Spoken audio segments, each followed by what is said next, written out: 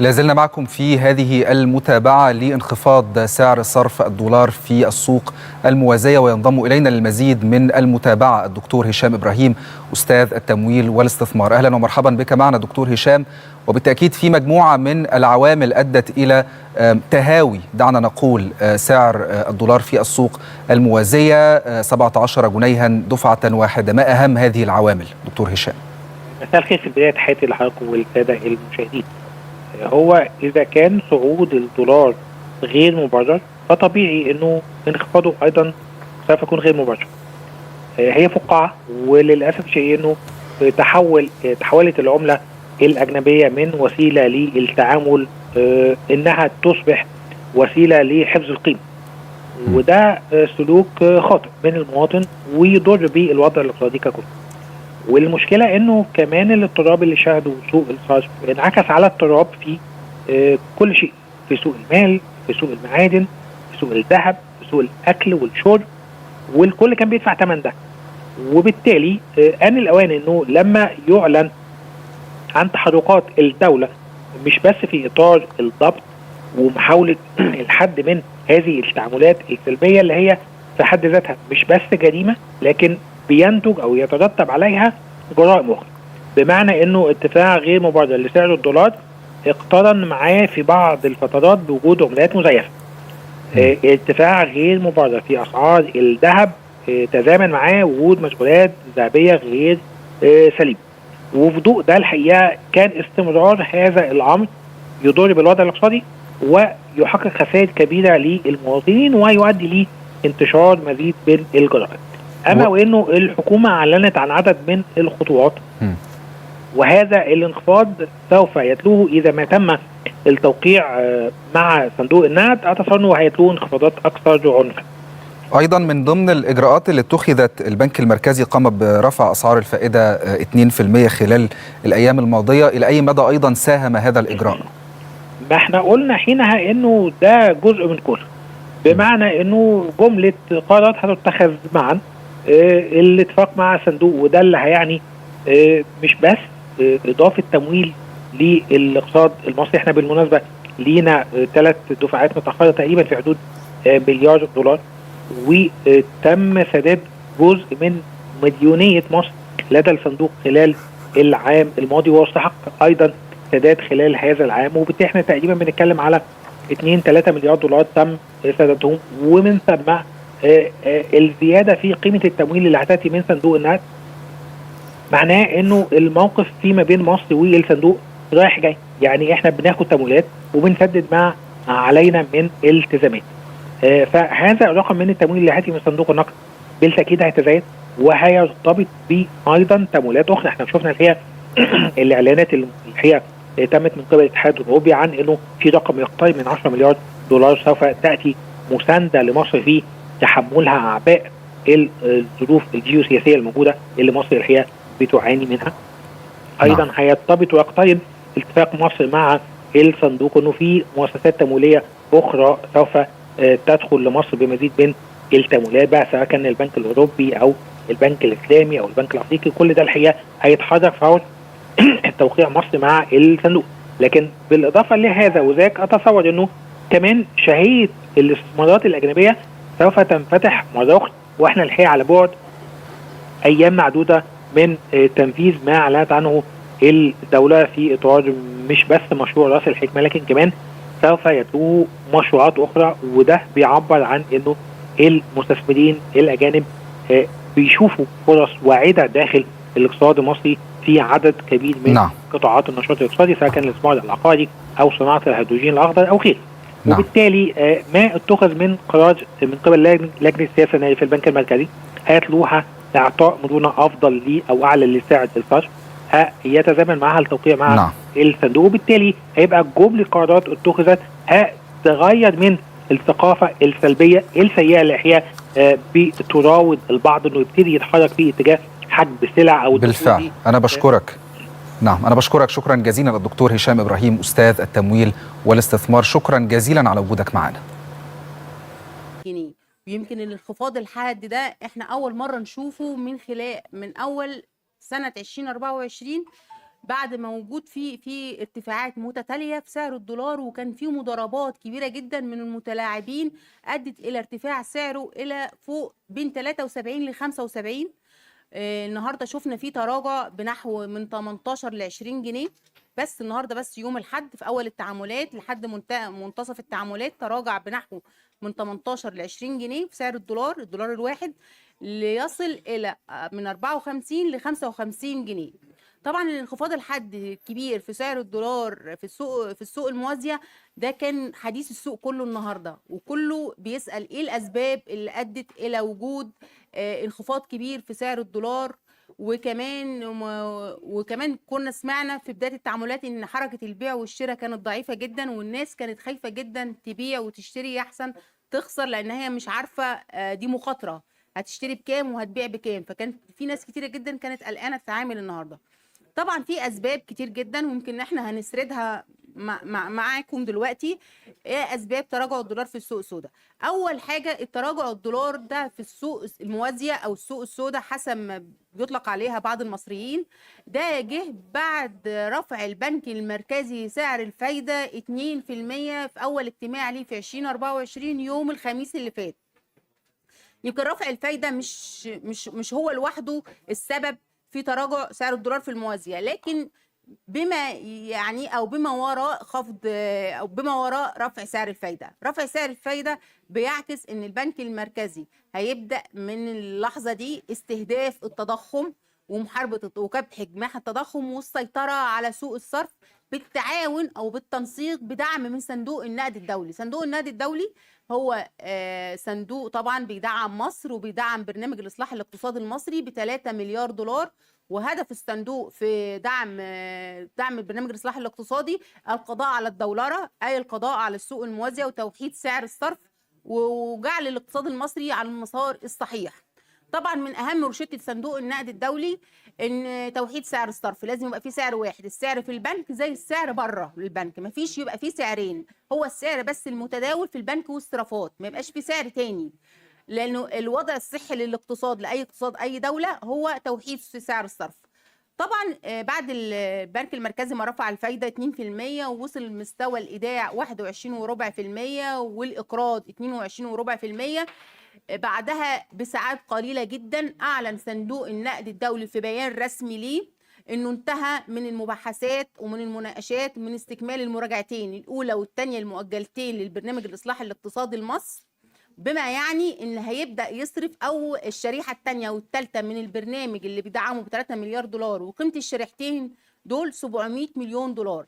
طبعا ال 700 مليون دولار هو مبلغ مش كبير، بس تعاون الصندوق بس مع اي دوله ده بيبقى زي شهاده ثقه ان الدوله دي تقدر تتعامل مع اي مؤسسه ماليه دوليه، بتبقى شهاده ثقه للمستثمرين اللي بره مصر او ان الدوله بتسير في المسار الصحيح وانها جاده في طريق الاصلاح الاقتصادي. طبعا احنا شفنا طبعا في توقعات كبيره جدا، شفنا جولدمان مان ساكس هو بنك امريكي عالمي كان نشر تقرير النهارده يتوقع فيه ان في حزمه تمويلات هتيجي ب 12 مليار دولار بمساعده صندوق النقد الدولي. ال 12 مليار دولار دي هتيجي منها جزء منها ب7 مليار دولار من صندوق النقد، يعني صندوق النقد هيزود ال3 مليار هيخليهم 7 مليار، دي توقعات طبعا جولدمان مان ساكس. و5 مليار هيجوا بالتعاون مع مؤسسات ماليه دوليه زي البنك الدولي، بنك التنميه الافريقي، اللي هي المؤسسات الماليه الدوليه. لم يتطرق طبعا ان المساعدات دي هتيجي منها جزء منها من شركاء الخليجيين او الدول الخليجيه اصدقائنا الخليجيين، لكن هو اتكلم ان كل التمويلات دي هتيجي من صندوق النقد ومن الشركاء الدوليين اللي هم معروفين طبعا معانا اللي بنتعامل معاهم على مدار السنوات اللي فاتت. طبعا وجود تدفقات دولاريه بهذا الحجم ده طبعا بيقلق اي مضارب، يعني مصر بتعاني من فجوه نقد اجنبي ليها سنتين بسبب الضغوط على الدولار وخروج 22 مليار دولار استثمارات اجنبيه غير مباشره من السوق المصري، ادت الى وجود سوق سعر موازي لعدم قدره البنوك على تدبير الدولار.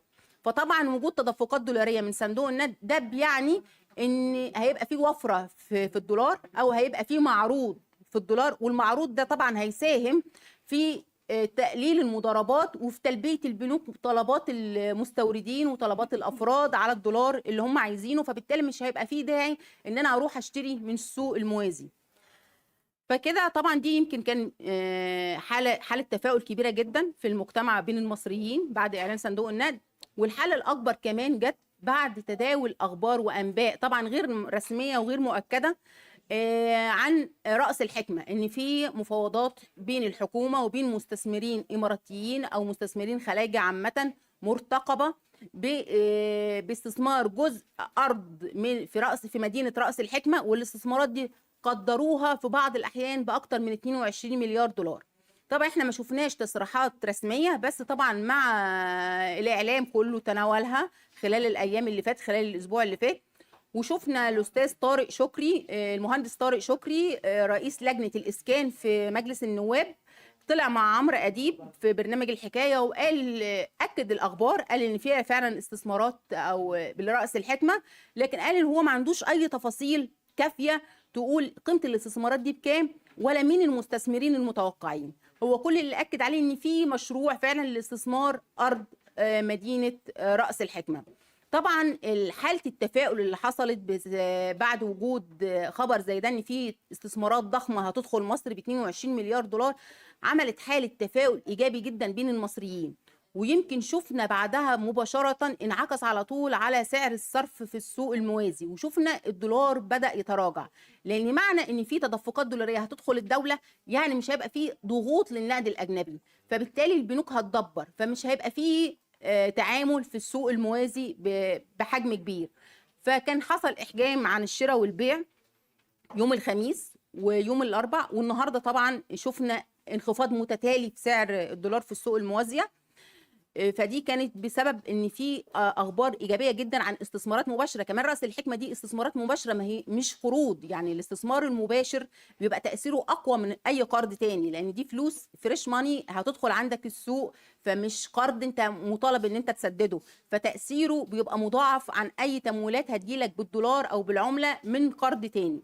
طبعا برضو كان من ضمن حاله التفاؤل في السوق المصري واللي هي انعكست بشكل ايجابي على سعر الصرف.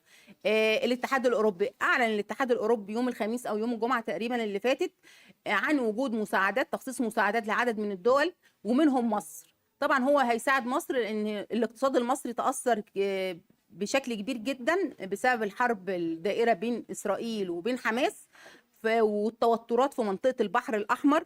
طبعا احنا شفنا ايرادات قناه السويس تراجعت، اللي هي الايرادات الموارد الرسميه لقناه السويس من الدولار تراجعت بسبب في كتير جدا من شركات السفن العالميه اعلنت انها تحويل مسارها من البحر الاحمر الى راس الرجاء الصالح، فطبعا ده كان اثر على الايرادات قناه السويس.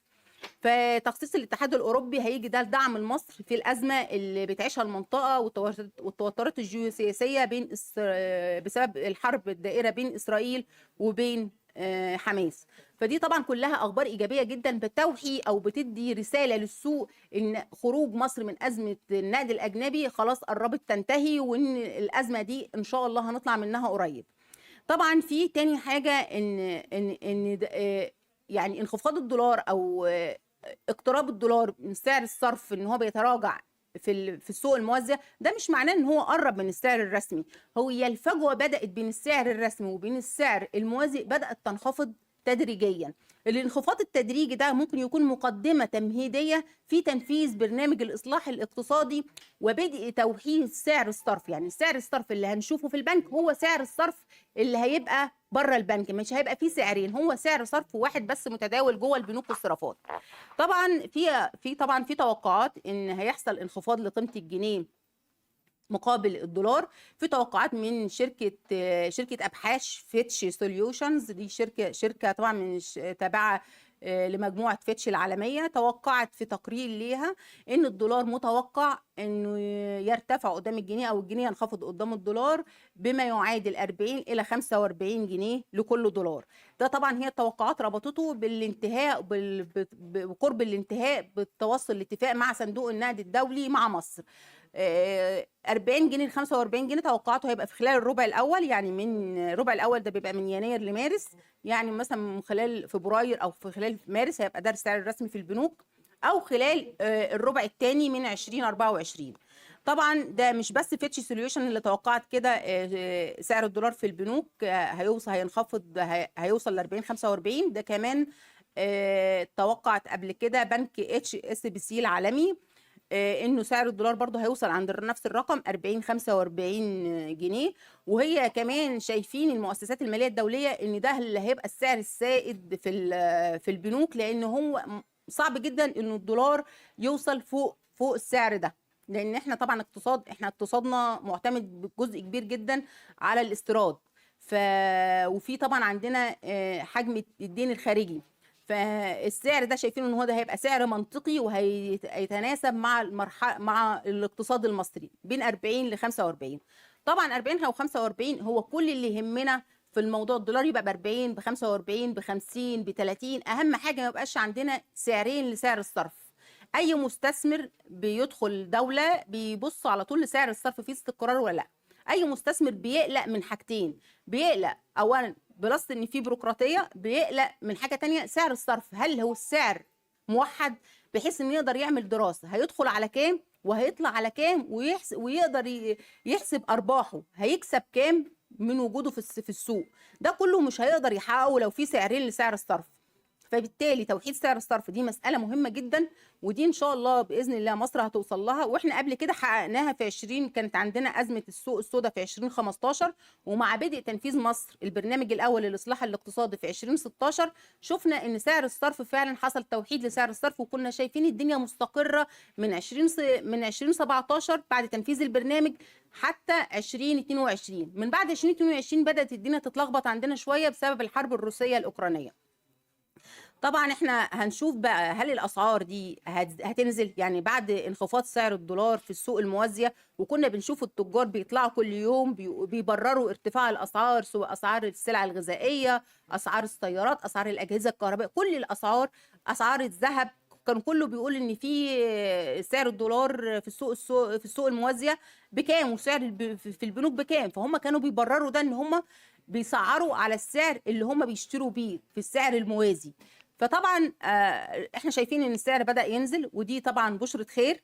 فممكن السعر كمان يقرب ينزل عن كده، عن 54 او 55. ده احنا لسه هنشوفه وهنتابعه مع حضراتكم بكره وبعده والايام الجايه، وهنشوف هل ده هينعكس على تراجع الاسعار، هل فعلا التجار هيبداوا بقى يخفضوا الاسعار عن الاسعار الحاليه اللي هي فوق، طبعا اللي فوق طاقة أي مستهلك مصري ولا لأ.